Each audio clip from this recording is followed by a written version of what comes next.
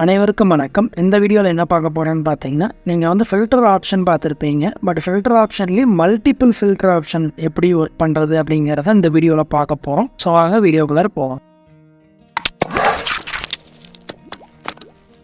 இப்போ வந்து நார்மலாக வந்து நான் ஒரு சில டேட்டாஸ் வச்சுருக்கேன். ஸோ அந்த டேட்டாஸில் வந்து நீங்கள் ஃபில்டர் பண்ணுறப்ப என்ன பண்ணுவீங்க? ஸோ உங்களுக்கு வேணுங்கிற டேட்டா வந்து செலக்ட் பண்ணி நீங்கள் ஃபில்டர் பண்ணிடுவீங்க. ஸோ இந்த மாதிரி ஃபில்டர் தான் நீங்கள் பண்ணுவீங்க. இந்த மாதிரி ஃபில்டர் பண்ணாமல் மல்டிப்புளாக ஃபில்டர் பண்ணுறது எப்படி அப்படின்னு பார்க்கலாம். ஸோ ஜெரி ஷர்ட் அப்படின்னு சொல்லி நான் ஃபில்டர் பண்ணணும்னா ஜெரி ஷர்ட் அப்படின்னு வந்துடும்.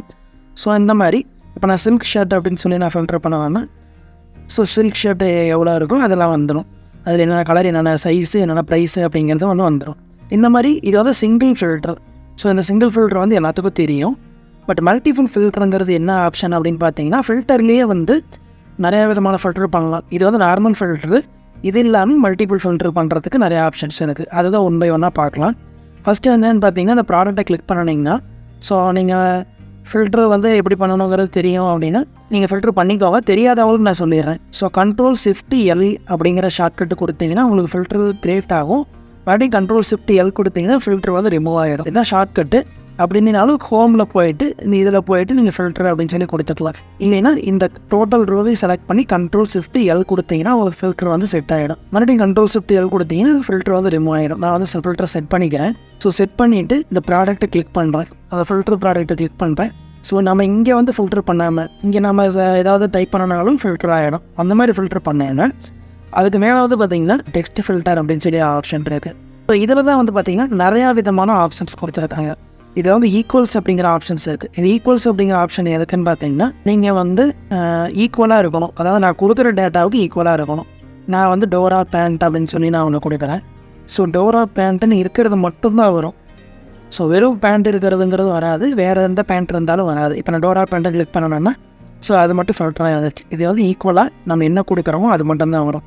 அதே text filter does not equal அப்படிங்கிற அந்த ஆப்ஷனுக்கு போனீங்க அப்படின்னா ஸோ என்னென்னா நம்ம என்ன கொடுக்குறோமோ அது இல்லாதது தான் வேணும். ஃபார் எக்ஸாம்பிளுக்கு இதில் வந்து பார்த்தீங்க அப்படின்னா இதில் எது அதிகமாக இருக்குது?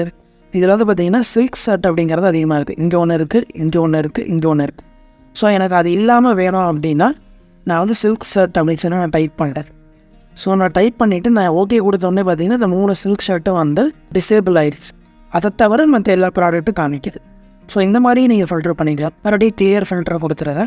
ஸோ அதுக்கப்புறம் மறுபடியும் டெக்ஸ்ட் ஃபில்டரில் போயிட்டு பிகின் வித்ஸ் அப்படின்னு அர்த்தம். பிகின் வித்ஸ்னால் ஆரம்பத்தில் எப்படி இருக்குது அப்படிங்கிறது வந்து கேட்குது.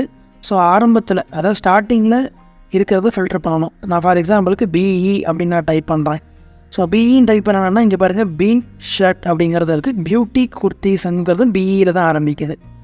ஸோ பிஇயில் 2 இது ஆரம்பிக்குது. ஸோ ஃபில்டர் பண்ணணுன்னா எனக்கு 2 வரணும். ஸோ இந்த மாதிரி நீங்கள் பண்ணிக்கலாம். இல்லை டோட்டல் ப்ராடக்டோட பேர் போட்டு நீங்கள் வந்து பண்ணிக்கலாம். அதாவது ஸ்டார்ட் பண்ணுறது எதுலேருந்து ஸ்டார்ட் பண்ணுது அப்படிங்கிறத நீங்கள் பண்ணிக்கலாம். ஒரே லெட்டர் பண்ணுறதுனால கிளியர் ஃபில்டர் கொடுத்துட்டு ஒரு லெட்டரில் ஆரம்பிக்கிறதுனால நீங்கள் ஃபில்டர் பண்ணிக்கலாம். அதே போல் எண்டு விட்ஸ் அதாவது முடிகிறது எது? ஸோ முடிகிறது வந்து ஷர்ட்டுக்கு டீ வருது. ஸோ நான் டீன்னு கொடுத்துட்டேன்னா டீனை கொடுத்து என்டர் பண்ணணும்னா டீனை முடிகிற எல்லாத்துலேயுமே வந்து ஒரு ஃபில்டர் ஆகிடும்.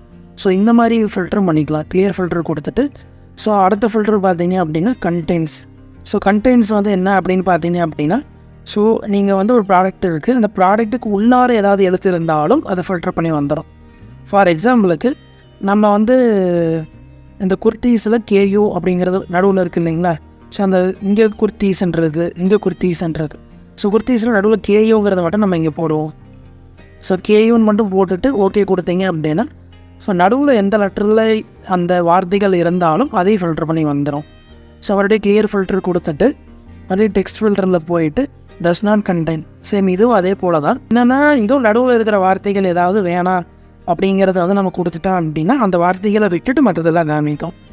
ஃபார் எக்ஸாம்பிளுக்கு அதே கேயூ அப்படிங்கிறத வந்து நம்ம காமிக்கலாம்.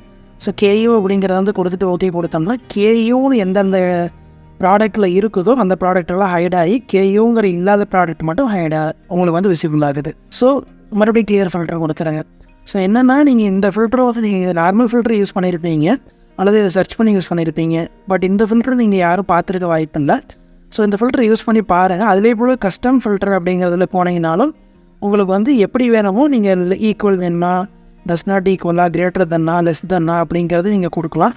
அல்லது நீங்கள் அண்ட் ஆப்ஷன் யூஸ் பண்ணியும் கொடுக்கலாம், ஆர் ஆப்ஷன் யூஸ் பண்ணியும் கொடுக்கலாம். ஸோ அந்த மாதிரி மல்டிபிள் ஃபங்க்ஷனில் வந்து நீங்கள் ஃபில்டர் பண்ணி பார்க்க முடியும். ஸோ இது ஒரு சில பேர்த்துக்கு தெரிஞ்சிருக்கலாம், தெரியாதவங்க தெரிஞ்சுக்கோங்க, வேணுங்கிற இடத்துல இதை நீங்கள் யூஸ் பண்ணிக்கோங்க. ஸோ இந்த வீடியோவோட கமெண்ட்ஸ் வந்து இந்த வீடியோ கீழே வந்து கமெண்ட்ஸ் பண்ணுங்கள். ஸோ இந்த வீடியோவை பற்றி ஃபீட்பேக்கும் வந்து எனக்கு கமெண்ட் பண்ணுங்கள். இந்த வீடியோ கீழே கமெண்ட் பண்ணிங்கனாலும் ஓகே, அப்படி இல்லைன்னா நான் ஃபேஸ்புக்கில் மெசேஜில் வந்து நீங்கள் மெசேஜ் பண்ணிங்கனாலும் ஓகே. ஸோ இந்த வீடியோ பிடிச்சிருந்தா அந்த வீடியோ வந்து லைக் பண்ணுங்கள், பிடிக்கல டிஸ்லைக் பண்ணுங்கள்.